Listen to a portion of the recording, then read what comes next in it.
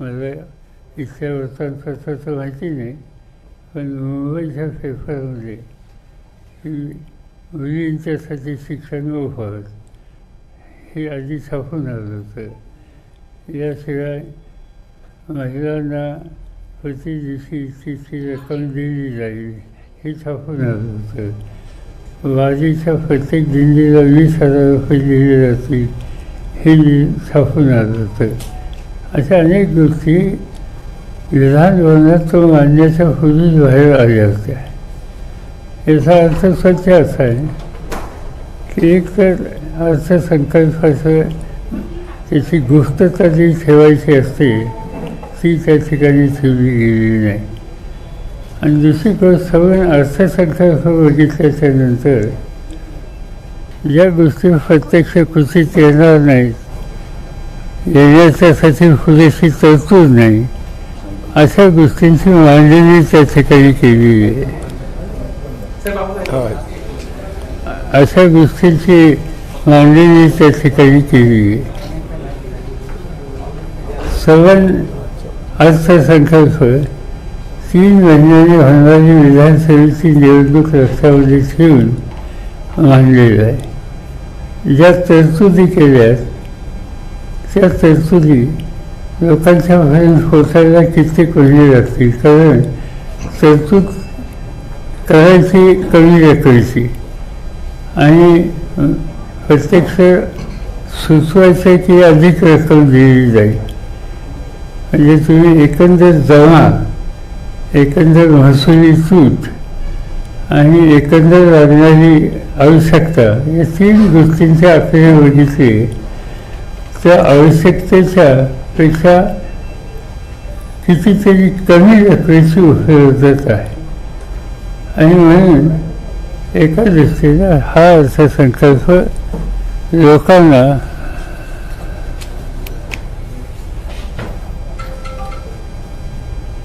एक काहीतरी आम्ही भयंकर करतो असं दाखवणार आहे. पण माझी खात्री आहे की लोकांचा विश्वास त्याच्यावर बसणार नाही. आणि 2 की जरी विधानसभेच्या निवडणुका नजरेसोबत ठेवून हे आलं असेल तरी प्रत्यक्ष त्याची अंमलबजावणी कितपत होईल याची शंका माझ्यासारख्याला आहे. ह्या अर्थसंकल्पात ज्या योजना सांगितलेल्या आहेत त्या प्रत्यक्षात येतील की नाही याबद्दल तुम्ही शंका व्यक्त केली. मात्र अजितदादा काल म्हणाले की पूर्ण या सगळ्याचा याला किती खर्च येणार आहे ह्या बजेट ठरवून आता मी पहिल्यांदाच अर्थसंकल्प सादर करणार, 10व्या वेळा हे अर्थसंकल्प सादर करतोय, त्यामुळे सगळ्या बाबी लक्षात घेऊनच हा अर्थसंकल्प आम्ही सादर करतो. साधी गोष्ट अशी आहे की एखाद्या गोष्टीला मी 100 रुपये खर्च करणार म्हणजे आणि माझ्या खिशात 70 येतात,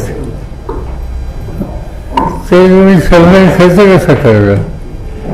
प्रश्न असा आहे की तुमच्याकडे महसुली जमा किती आहे, एक महसुली खर्च किती होणार आहे, 2 आणि जवळपेक्षा खर्चाची रक्कम अधिक असल्यानंतरची गॅप आहे ती गॅप कशी वाढणार याची तरतूद न करता आणि खर्च करणारे म्हणलं आम्ही विचारपूर्वक हे ठरवलं सांगितलं. त्याला काही फारसा अर्थ नाही. अजित पवार गटाचे 5 आमदार परत आपल्या पश्चिम महाराष्ट्रातले काही आमदार आपल्याकडे ते आता आमचे अध्यक्ष यांच्या पाठी आणि या लोकांना माहिती माझी काही कोणाची प्रत्यक्ष भेट नाही.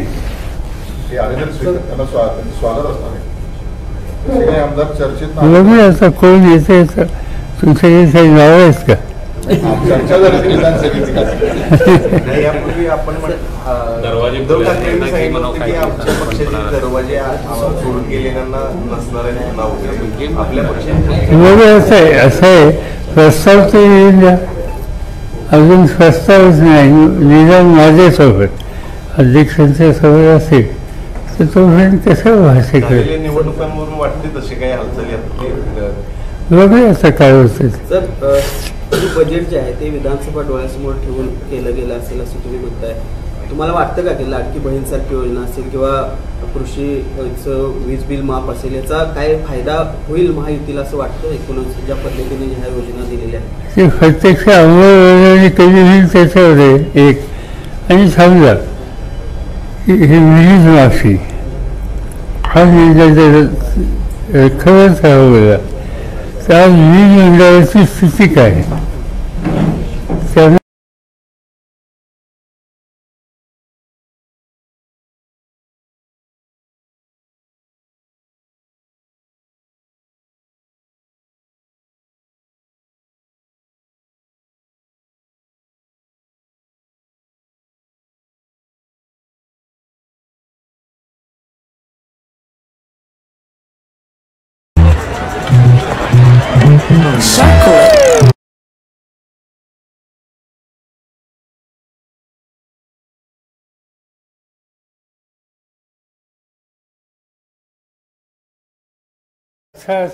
सभा महाराष्ट्रात घेतल्या आणि त्याच्या 14 ठिकाणी त्यांचा पराभव. म्हणजे माझी तर अध्यक्षाची विनंती आहे की महाराष्ट्राच्या विधानसभेच्या निवडणुकीत मोदी साहेबांनी जास्तीत जास्त सभा घ्याव्यात.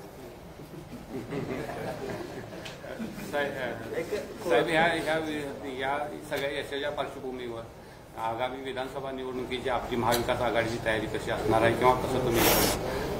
असं आहे की आमची काही अजून चर्चा नाही. आम्ही असं ठरवले की राष्ट्रवादी काँग्रेस पक्ष आमचा, काँग्रेस पक्ष आणि उद्धव ठाकरेंच्या नेतृत्वाचा पक्ष तिघजण एकत्र आम्ही बसून त्याचा निर्णय घेणार आहोत. याच्यामध्ये माझी सूचना त्या बैठकीत अशी राहणार आहे की कालची जी निवडणूक झाली याच्यामध्ये शेतकरी कामगार पक्ष, डावे काँग्रेस, उजवे काँग्रेस या लोकांनी आम्हाला मदत केली. या लोकांनी आम्हाला मदत केली. आणि जरी आम्ही तिघं बसणार असलो तर हे डाव्या विचारसरणीचे जे घटक आहेत आणि जे मोदी सरकारचे विरोधी आहेत त्यांनाही बरोबर घ्यायचा आमचा प्रयत्न आहे. आणि आमची चर्चा झाल्याच्या नंतर जागांचं वाटप झालं तो पक्ष त्यांच्या सरकारला, त्यांच्या संघटनेला विश्वासात घेऊन त्यांचे निर्णय घेतले. विधानसभा निवडणुकीत मुख्यमंत्री पदाचा चेहरा असल्याशिवाय समोर जाणं हे धोक्याच आहे असं परवा संजय राऊत म्हणाले. तुम्हाला तसं वाटतं का विधानसभेला एखादा मुख्यमंत्री पदाचा चेहरा असणं गरजेचं आहे? आमची आघाडी हाच आमचा सामुदायिक चेहरा. तसं कोणती एखादी व्यक्ती आमच्या निर्णय समन्वय सामूहिक नेतृत्व हे आमचं सूत्र आहे. उद्धव ठाकरे असू शकतात का मुख्यमंत्री पदाचा चेहरा? सांगितलं ना, सामूहिक नेतृत्व. ज्या पद्धतीने लोकसभा निवडणुकीनंतर विश्लेषण समोर येत आहे, देवेंद्र फडणवीसांनी पहिल्यांदाच जबाबदारी घेतली आणि राजीनाम्याची तयारी सुद्धा दाखवली. म्हणजे मंत्रिमंडळातून मला मुक्त करा अशा पद्धतीची मागणी केली. दुसऱ्या बाजूला अजित पवार गटावरती सुद्धा आहे ते वारंवार भाजपच्या मुखपत्रातून किंवा अनेक गोष्टीतून आहे ते टीका भाजपची नेते करताना पाहायला मिळतात. त्यांना घेतलं आणि आमचा फटका होता. उघडपणे हे सगळं बोललं जाते. काय वाटतं हे सगळं? त्याच्या अडचणीचा प्रश्न आहे, त्याचा मी कसा भाष्य करू? अडचणीचा प्रश्न एक दुकानच त्यांचं आहे. लोकसभा अध्यक्षांनी आपल्या भाषणामध्ये ज्या पद्धतीनं आणीबाणीचा उल्लेख केला, इंदिरा गांधींचा त्यामध्ये उल्लेख केला, कसं बघता याकडं? ज्या पद्धतीने असं की लोकसभेच्या अध्यक्षांचा त्या ठिकाणचं भाषणाचा तो जो भाग होता तो त्या पदाच्या प्रतिष्ठेला सोडणार नव्हता. आणीबाणीचा प्रश्न तेव्हा आता 50 वर्षे झाली, इंदिरा गांधी हयात नाही. आणि त्याच्यानंतर तुम्हाला जर आठवत असेल की आणीबाणीच्या नंतर इंदिरा गांधी देशाच्या समोर दिलगिरी व्यक्त केली होती. आणि त्यामुळे आता तो प्रश्न 50 वर्षापूर्वीचा करायचं काय कारण होतं एक. आणि दुसरी गोष्ट अशी की स्पीकर त्यांची जबाबदारी का राजकीय प्रश्न असं भाष्य करण्याची. पण त्यांना काही जे सुचवलं असेल ते बहुतेक बोललेले असते. आणि ते काही जे काही भाष्य केलं ते आम्हाला अजिबात योग्य वाटले नाही. त्या पदाची प्रतिष्ठाला धक्का देणार नाही. आणि तिथंच नाही, इव्हन राष्ट्रपतींच्या भाषणात सुद्धा त्याचा उद्याचा उल्लेख होता. तोही करण्याची आवश्यकता नव्हती. साहेब, राज्यात कायदा व सुव्यवस्थेचा प्रश्न निर्माण झालेला, विशेषतः पुण्यामध्ये ही अवस्था वाईट नाही. असं आहे की पुण्यामध्ये गेले काही दिवस पुढे येतोय ते नव्या पिढीला व्यसनाधीन बनवण्यासाठी ज्या गोष्टीचा प्रचाराची विक्री केली जाते ती वाढलेली आहे असं दिसतंय. आणि हे वाढतं फळात एकंदर कायदा आणि सुव्यवस्थेच्या दृष्टीने अत्यंत घातक आहे. आपण अपेक्षा करूया की राज्य सरकार याची शहाणपणाने नोंद घेईल. संविधान वहनावरून या सगळ्या लोकसभा निवडणुकीमध्ये प्रचार झाला किंवा संविधान बदलायचं आहे अशा पद्धतीने हा सगळा काही प्रचार झाला. त्यानंतर शशी थरूरांनी परवा शपथ घेताना शेवटी जय संविधान म्हटलं, ज्याला लोकसभा अध्यक्षांनीच आक्षेप घेतला. कसं बघताय? असं आहे की शपथ घेताना त्याचा एक ध्यासा असतो, त्याच्या बाहेर जायचं नसतं. आणि अनेकदा नवीन किंवा निवडून आलेले सभासद शपथ घेताना त्या ध्यासाच्या बाहेरचं काही उल्लेख हे करतात आणि ते केल्याच्या नंतर जे कोणी स्टेजवर असतील त्यांना थांबावं, त्याच्यात काही फारसंही नाही. पण जय संविधान हे म्हणणं हा काय ऑब्जेक्शन किंवा कुणाला टीका नाही, कॉन्स्टिट्यूशनने देशाची शपथ मी घेतली. आपण म्हणतो शपथ घेतल्याच्या नंतर महाराष्ट्रातला असा तर जय हिंद जय महाराष्ट्र, जय महाराष्ट्र म्हणजे काही गुन्हा नाही. राहुल गांधींकडे विरोधी पक्षनेते पदाची जबाबदारी आलेली आहे. वाटतं का न्याय देऊ शकतील आणि काय विश्वास आहे त्यांच्याबद्दल? चांगली गोष्ट झाली. एक असं आहे की ज्या पक्षाचे सत्ताधारी पक्षाच्या शिवाय विरोधी अधिक सदस्य निवडून येतात त्यांचाच विरोधी पक्षनेता करण्याची आवश्यकता आहे, कारण त्यांच्याकडे संख्या वगैरे आहे. आणि अशा स्थितीमध्ये राहुल गांधींची निवड त्यांनी केली. एका दृष्टीनं एक नव्या पिढीचा प्रतिनिधी, दोन पार्श्वभूमी राजकारणाची, तीन कष्ट करायची फिरण्याची प्रचंड तयारी, या सगळ्या गोष्टीला पोषक अशा प्रकारचं ते व्यक्त होतं आणि त्यामुळे ते प्रभावी होती अशी मला खात्री आहे.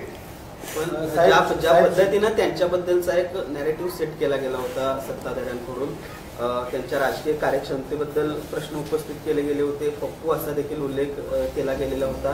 त्यानंतर आता त्यांची विरोधी पक्षनेता म्हणून निवड झाली. जी काही त्यांना दिशेने दिली कालच्या निकालानंतर कळलं ना, मग त्याच्यानंतर कोणी फफो होण्याची भूमिका आता कोणी घेत नाही. आणि दुसरी गोष्ट असे की शेवटी संख्या आहे ना, त्यांच्यावर नव्यानं खासदार आहेत तर ते काही लहान रक्कम नाही, संख्या नाही.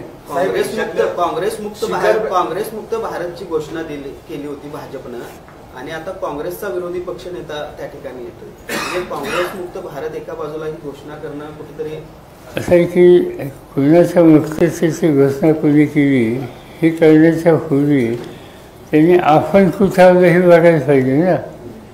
त्यांच्या संख्या किती होती गेल्या लोकसभेत आणि आत्ता किती झाली, किती कमी झाली याची नोंद घेतली तर कुणाच्या मुक्ततेच्या संबंधीची भूमिका मांडायचा त्यांचा अधिकार नाही. पुन्हा पुन्हा सध्या असं सांगतात सध्याची सत्ताधारी की आमचं सरकार स्वबहुमताने आलेलं आहे. 100% खोटं, त्यांचं बहुमत नाही. चंद्रबाबूची मदत आणि नितीश कुमारची मदत नसती तर यांचं बहुमत झालं नसतं, यांचं सरकार झालं नसतं. आणि त्यामुळे लोकांनी आपल्याला क्लिअर मॅन्डेट दिला नाही ही वस्तुस्थिती त्यांनी किती ठरवली तर झाकली जाणार नाही. आणि त्यामुळे काही ना काहीतरी सांगतात यापेक्षा दुसरा अर्थ नाही. साहेब, शिखर बँक घोटाळा प्रकरणात अजित पवारांच्या अडचणीमध्ये वाढ होता येते. खरं तर आर्थिक गुन्हे शाखेने ती क्लीनशीट दिली होती, त्याला आता ईडीनं जो आहे तो विरोध केलेला आहे या सगळ्या प्रकरणात. कसं पाहता याकडे? असं आहे की त्याच्यात काय नक्की घोटाळा झाला आहे हे मी सांगू शकत नाही. आणि त्याच्यासंबंधी परस्पर इन्व्हेस्टिगेशनचे रिपोर्ट आहेत, त्याची सत्यस्थिती काय याची आकडेवारी आणि पूर्ण माहिती ज्यावेळी आम्हाला मिळेल त्यावेळी आम्ही त्याचं भाष्य करू. साहेब, लोकसभेत अध्यक्षपदाची निवडणूक आत्ताच झाली, त्या ठिकाणी पूर्णपणे बहुमत एनडीएला असताना ती निवडणूक लढवली गेली. आपल्याला या पुढच्या सगळ्या राजकारणावरून काय वाटते, सरकार जे लोकसभेतलं स्थिर असेल, कारण राज्यातलं देखील सरकार आपण बदलणार, काही दिवस मला वेळ द्या अशा पद्धतीने भूमिका घेतली होती, तिथंही नेमकी काय परिस्थिती वाटते? इतर राज्यात आमचा प्रयत्नच आहे. काही साधी गोष्ट अशी की कालची जी निवडणूक झाली लोकसभेची, त्याच्यात 288 विधानसभेचा मतदारसंघाची निवडणूक झाली. त्याचे 155 ठिकाणी भाजपचा पराभव झाला आहे. 155 ठिकाणी आम्हा लोकांचे जे उमेदवार आहेत ते खुद आहे. याचा अर्थ एक इंडिकेशन दिलं महाराष्ट्रातल्या जनतेने. 155 म्हणजे आमचं बहुमतच आहे. आता ही अशी स्थिती उद्या विधानसभेला आली ती तर सत्ता बदलणार आहे आणि त्याला अनुकूल अशी संधी असं आमचं मत आहे. साहेब, विधान परिषदेच्या निवडणुका आता आहेत, तुम्ही काही जागा लढणार आहात? आम्ही नाही लढणार, साहेब लोकसभेत आम्ही मदत करणार आहे. साहेब लोकसभेत पहिल्यांदाच काँग्रेससह विरोधी पक्षांचं प्राबल्य पाहायला मिळते 10 वर्षानंतर. कारण भाजपनं विरोधी पक्ष नेता सुद्धा नव्हता. आता नीट परीक्षेवरून गोंधळ झालेला आहे की सोमवारपर्यंत लोकसभेचं कामकाज, विरोधकांचे माईक देखील बंद केले गेले. त्या प्रश्न सोमवारपर्यंत लोकसभेचं कामकाज नीट परीक्षेच्या गोंधळावरून तहकूब केले. पहिल्यांदाच 10 वर्षानंतर भाजपच्या विरोधात काँग्रेस म्हणजे विरोधी पक्षांची कुठेतरी एकजूट पाहायला मिळते. कसं बघता येईल? स्ट्रॉंग विरोधी पक्षात नाही, असं आहे की सभागृहाचं काम सुरू होण्याच्या आदल्या दिवशी आम्ही सगळे लोक एकत्र बसलो. खरगे होते, मी होतो, राहुल गांधी होते आणि अन्य पक्षाचे विरोधी पक्षाचे सगळे नेते होते. आणि बसून आम्ही काही गोष्टीची चर्चा केली. त्याच्यामध्ये एक प्रश्न अनेकांनी मांडला की ह्या ज्या परीक्षा झाल्या त्या परीक्षेमध्ये अत्यंत धोकादायक झालेली आहे. विद्यार्थ्यांनी पूर्ण तयारी करून त्या परीक्षेला बसण्याची भूमिका घेतल्याच्या नंतर त्या परीक्षेमध्ये भ्रष्टाचार झाला. हे पुढे येते आणि त्या परीक्षा थांबवल्या जातात. त्याचा परिणाम मुलांच्या त्या वयाच्या मुलांच्या मानसिकतेवर जो परिणाम होतो तो अतिशय गंभीर आहे. आणि याची नोंद ही केंद्र सरकारने घेतली नाही पुरेशी आणि म्हणून त्याची चौकशी झाली पाहिजे. त्याला जबाबदार असलेले जे कोणी त्या खात्याचे मंत्री असतील त्यांना जबाबदारी टाळता येणार नाही. आणि पहिल्यांदा हा इश्यू आपण मांडू हा आमचा सामूहिक निर्णय होता आणि तो पार्लमेंटमध्ये मांडायला त्याची जी नोटीस द्यायची असते ती नोटीस दिली. आम्हाला या प्रश्नावर बोलायचे म्हणून सांगितलं, पण त्यांनी आता राज्यसभेमध्ये विरोधी पक्ष नेत्यालाच बोलायला परवानगी दिली नाही आणि त्यामुळे साहजिकच त्याची प्रतिक्रिया होणार आणि ती लोकसभेत झाली. लोकसभेच्या निवडणुकीनंतर साहेब चंद्राबाबू नायडू आणि नितीश कुमारांना आपला फोन गेला अशा पद्धतीच्या माझी काही चर्चा नाही. साहेब, गेल्या 5 वर्षात ज्या पद्धतीनं केंद्रीय तपास यंत्रणांचा वापर केला, मात्र लोकसभा निवडणूक निकालानंतर जे परिणाम आले त्यानंतर हे कुठेतरी थांबेल असं वाटतं? असं आहे की ह्या एजन्सीचा गैरवापर हा केला गेला जाणीव विरोधकांच्या बाबतीत. काही गोष्टी आता 2 राज्याचे मुख्यमंत्रीच तुरुंगात टाकले. सुदैवाने एक कालच एकांची सुटका झाली. त्याच्यानंतर पार्लमेंटचे सभासद मग ती दिल्लीची असतील अपक्षाची किंवा पश्चिम बंगालमधले आमदार मंत्री सभासद हे जे ममता बॅनर्जींच्या पक्षाचे असतील त्यांना त्या ठिकाणी तुरुंगात टाकले. खालच्या कोर्टाचा निकाल जामिनीला अनुकूल आला की लगेच वर अपील करून त्यांना पुन्हा त्या ठिकाणी डांबून ठेवायचं. याचा अर्थ सरळ या एजन्सीच्या अधिकाराचा जाणीवपूर्वक गैरवापर केला जातो. आणि हे जे केलं जातं आहे त्याच्या विरुद्धसुद्धा पार्लमेंटमध्ये आम्ही येत्या 2-3 दिवसामध्ये प्रश्न उपस्थित करण्याची मागणी करणार आहोत. साहित्याला जोडून एक प्रश्न आहे. हे जे तपास यंत्रणांचा गैरवापर बिजली कारखान्याबाबतीत असाच अनुभव आलेला आहे. 4 दिवसापूर्वी त्यांचा डिस्टिलरी प्रकल्प सील केलेला आहे. KP साहेब तिकडे येणार म्हटल्याबरोबर असं माझ्या वाचण्यात आलं. माझं काही केफीचं बोलणं झालं नाही. पण केंद्र सरकार स्वतः मोदी यांनी अनेकदा यापूर्वी साखर धंद्याच्या बाबतीत म्हणलेलं आहे की तुम्ही लोकांनी साखर एका साखरपुरतं सीमित राहू नका. तुम्ही उद्या अल्कोहोल करा, इथेनॉल करा, वीज तयार करा, या प्रकारची त्यांची भाषणं आहे. माझ्या वाचण्यात असं आलं, मी काही किफीची बोललो नाही, पण तिथे डिस्टिलरी होती आणि डिस्टिलरीतून ते शेवटी काय त्याचा फरक हा बाय फरकच होते. ज्याची गरज आहे देशाला तेच तिथे निर्माण होणार होतं. आणि हे असे काम तुम्ही करावं असं मोदी स्वतः सांगत होते. आणि असं असताना वीज कारखाना असेल किंवा कुठलाही कारखाना तो या सरकारच्या धोरणानुसार पावले टाकत असेल तर त्याच्यावर छापे टाकणं, त्याच्यावर त्याची एक वेगळं वातावरण समाजात निर्माण करणं हा सरळ सत्तेचा गैरवापर आहे. कारणं दुसरी काहीतरी असतील ती काय मला माहिती नाही, पण त्या दुसऱ्या कारणाच्या संबंधी एक प्रकारे दहशत निर्माण करण्याचा प्रयत्न हा या ठिकाणी केलेला जातो. पण माझ्या मते त्यांनी कारखाना चुकीचा निवडला. तर हा कोल्हापूर जिल्ह्याचा आहे आणि कोल्हापूर जिल्ह्यात असल्या गोष्टीने कोणी भीक घालत नाही. आणि त्यामुळं मला असं वाटतं की हा निकाल त्यांनी का घेतला हे माहिती नाही, पण चुकीचा घेतला, चुकीच्या संस्थेच्या बाबतीत घेतला. साहेब, निवडणुकांच्या तोंडावर केंद्र सरकार किंवा मोदींनी असू दे अनेक प्रकल्पांचे उद्घाटन केले, मात्र आता पहिल्याच पावसामध्ये त्या प्रकल्पांचे काय हाल आहेत आता समोर येत आहेत. अनेक ठिकाणी छत कोसळलं आहे, राम मंदिरामध्ये देखील पाणी गळत आहे. या सर्व प्रकल्पावर प्रश्नचिन्हाचा निर्माण होत आहे. यांनी असा काल मी दिल्लीवरून आलो. दिल्लीचं विमानतळ जो आहे 2 भाग आहेत त्याच्यात. त्याचा पहिला विमानतळ त्याचं छत पडलं का विमानतळाचं आणि त्याच्यात एका माणसाचा एका प्रवाशाचा मृत्यू झाला. दिल्ली देशाची राजधानी आहे, इंटरनॅशनल एअरपोर्ट त्या ठिकाणी आहे. त्या कामाचा दर्जा काय हा याच्यातच स्पष्ट होता.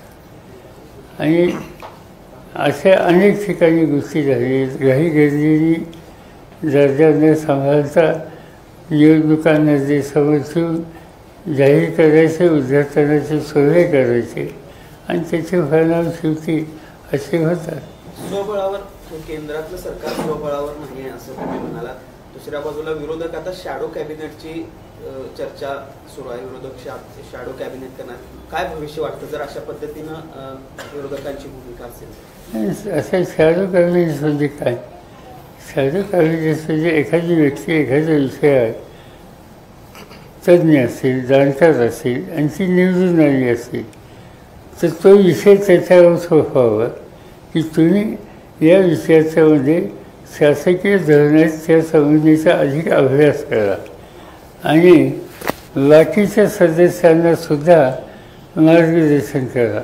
याचा एक स्वतंत्र ग्रुप विषयवार हा जर केला तर प्रभावीपणानं संसदेमध्ये काम करता येतं. आणि म्हणून तसा विचार अजून काही फायनल झालेली नाही. साहेब, देशात GST मध्ये राज्याचा खूप मोठा वाटा आहे, मात्र जीएसटी कौन्सिलच्या मिटिंगला राज्याचे अर्थमंत्री सलग 2 वेळा गैरहजर राहिले, हे थोडं अनादरणीय वाटत आहे. ठीक आहे, सत्याना या सगळ्या प्रश्नाच्या बाबतीत महाराष्ट्राच्या हिताच्या संदर्भात कशी काळजी घ्यावी या संबंधीची त्यांची नीती. संसदेत खऱ्याचा राष्ट्रवादी कोणाच्या आहे करत चालला होता. संसदेमधले खरी राष्ट्रवादी कोणाचे आहे कारण तुम्ही तस्करी सुद्धा दावा करतात की खरी राष्ट्रवादी ही आमचीच आहे. ते कळलं, लोकांनी सांगितलं एक माणूस एके ठिकाणी आणि आम्ही 10 पैकी 8 निवडून येतात आणि एक सुद्धा गेली ती फिफाने आणि तुतारी याच्यातली केली, नंतर 10 पैकी 9 आले असतात. शक्तीपीठ महामार्गाला मोठा विरोध झाला, तो प्रकल्प स्थगित केल्याची माहिती मिळते, मात्र तो रद्दच पूर्णपणे व्हावा अशी शेतकऱ्यांची मागणी. मात्र सरकार ती भूमिका घेताना आता पाहिजे. खरं सांगायचं मी त्याचा अभ्यास केला नाही. हेमंत सोरेन यांना जामीन मिळाला, तुम्ही त्याच्यावर ट्विट देखील केलेलं आहे. दुसऱ्या बाजूला केजरीवाल यांना जामीन मिळाला, मात्र सीबीआयनं त्यांना पुन्हा ताब्यात घेतलं. अशा तेच बऱ्याचशे सांगितलं की कोर्टाचा निकाल झाल्याच्या नंतरही अपील करून त्यांना दाबायचं. असं आहे की केजरीवाल किंवा हे जे झारखंडचे आहेत ते मुख्यमंत्री आहेत, लोकांनी निवडून दिले, त्यांच्या हातात सत्ता आहे, त्या लोकांना तुम्ही तुरुंगामध्ये टाकता काहीतरी लाल सांगितलं. विधान परिषदेला जयंत पाटील, शेकापच्या जयंत पाटलांच्या विरोधात ठाकरे गट उमेदवार देण्याच्या तयारीमध्ये आहे. काही चर्चा झालेली आहे का, तिथे उमेदवार दिला जाणार आहे का? नाही, चर्चा झाली नाही. आम्ही चर्चा करणार आहोत आणि आम्ही तिघे एकत्र बसून याचा मार्ग निघणार आहोत. शेका पक्षाने कालच्या निवडणुकीमध्ये आमची जी आघाडी आहे त्या आघाडीला मनापासून मदत केलेली आणि त्यामुळे एखाद दुसरा प्रतिनिधी त्या ठिकाणी यावं असं त्यांनी अपेक्षा केली तर ती फारशी चुकीची नाही आणि आम्ही सगळेच बसून याच्यावरचा अंतिम निर्णय उद्या त्याला घेऊ. नो क्लोजर फक्त बुलडोजर असा एक आदेश मुख्यमंत्र्यांनी काढलेला आहे. अवैध पब आणि अवैध ज्या काही घटना घडत आहेत त्याच्या संदर्भामध्ये कुठं निवडणुकीच्या तोंडावर ही लोकप्रिय स्लोगन किंवा लोकप्रिय घोषणा वाटते. असं आहे की बेकायदेशीर जे काम असेल त्याचं ॲक्शन घेतली तर त्याच्यात काही चुकीचं नाही आणि त्यासाठी मुख्यमंत्री काय म्हणत असतील तर माझी काही त्याला हरकत नाही. पण ते जे फाराफारी करतात ते बेकायदेशीर म्हणून करतात. पण 10 वर्षापूर्वी ते बांधलं गेलं, हे 10 वर्ष काही धोका काढला होता का? बांधण्याच्या पूर्वीच त्यांनी म्हणजे महानगरपालिका नगरपालिका यांची परवानगी घेतली का नाही हे तपासायचं काम कुठे यंत्रणेचं आहे ना.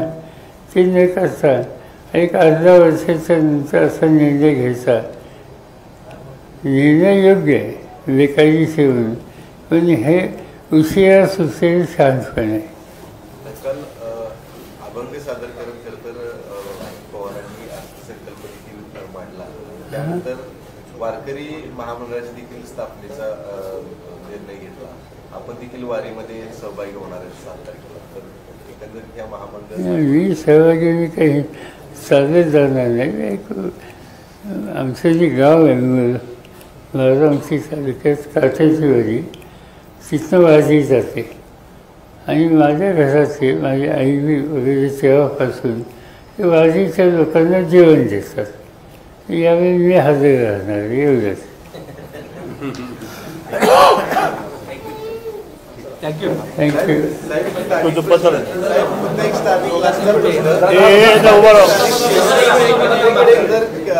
पाटील साहेब आणि ए.वाय. पाटील साहेब आपल्या सोबत आहेत. अजित पवार गटामध्ये खरंतर आम्हाला पाहायला मिळाली होती, मात्र आज दोघे तुमच्या स्वागताला आले का? मला नाही माहिती तुम्ही काय म्हणतात हे काय. राष्ट्रवादी अजित पवार गटासोबत होते, आज तुमच्या सोबत आहे. नवीन संकेत गैरवापस आहे. कोण होते त्यांच्या गटात? आमच्यामुळे जरा तिथंच थांबा सगळे.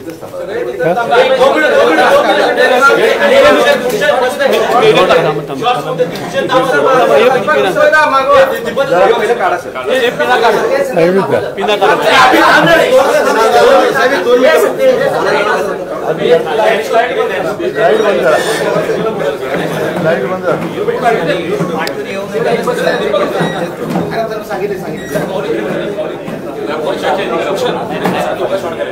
अरे दीपक दा केपी साहेब तुम्ही त्या बाजूला बसत नाही का? नाही थांबा काय एसी जागा केपी साहेब प्रदेशाध्यक्ष